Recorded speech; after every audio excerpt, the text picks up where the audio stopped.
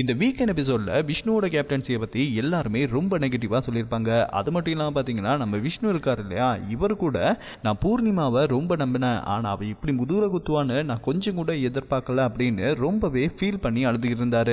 So இப்படி விஷ்ணு ரொம்ப feel பண்ணி அழுததை பார்த்த அவரோட ஃப்ரெண்டு சௌந்தர்யா இப்போ சோஷியல் மீடியாவில் ஒரு போஸ்டர் ஷேர் பண்ணியிருக்காங்க.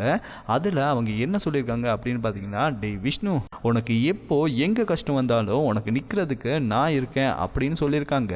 அது மட்டும் இல்லாமல் உன் காண்டு, உன் மனசில் இருக்க ஃபீலு எல்லாத்தையுமே எடுத்து தூர போட்டுட்டு பிக் பாஸ் வீட்டுக்குள்ளே விளையாடிக்கிட்டே இரு. எந்த ஒரு நெகட்டிவிட்டியும் ஹேட்டர்ஸோட கமெண்ட்ஸும் உன்னோட குட் சோலை மறைச்சிட முடியாது. என்னதான் உன்னை பற்றி வீட்டுக்குள்ளேயும் வீட்டுக்கு வெளியேயும் நெகட்டிவிட்டிஸ் வந்தாலும் உன்னை தெரிஞ்ச நாங்கள் எல்லாருமே உன்னோட ரியல் ஃபேஸை மட்டும்தான் இப்போ வரைக்கும் பார்த்துக்கிட்டு இருக்கோம். நீ நல்லாவே கேம் ப்ளே பண்ணிக்கிட்டு இருக்க. ஸோ எந்த ஒரு ரீசனுக்காகவும் இப்படி டவுன் ஆகாத அப்படின்ற மாதிரி அவரை மோட்டிவேட் பண்ணுற மாதிரி சில விஷயங்களை வந்து ஷேர் பண்ணியிருந்தாங்க. அண்ட் அது மட்டும் இல்லாமல் பார்த்தீங்கன்னா இவங்களோட போஸ்ட்டுக்கு கீழே ஒருத்தர் இந்த மூஞ்சிக்கு இந்த மூஞ்சி சப்போர்ட் பண்ணுதா அப்படின்னு கேட்டிருப்பாரு.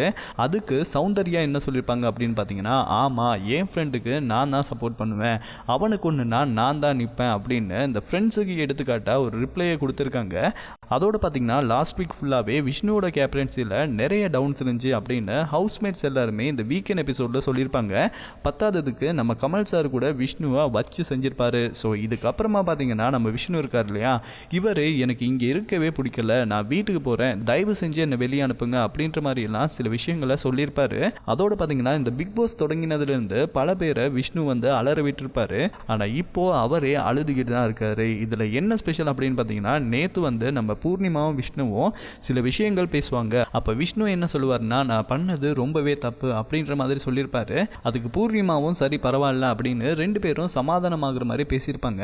ஆனால் இவங்க ரெண்டு பேரும் பேசினதுக்கப்புறம் மாயா பூர்ணிமாவை தனியாக கூப்பிட்டு என்ன தெரியுமா சொல்லுவாங்க, விஷ்ணு வந்து நடிக்கிறாரு, அவரை நம்பாத, அவர் ஒன்று யூஸ் பண்ண பார்க்குறாரு அப்படின்ற மாதிரி சொல்லியிருப்பாங்க.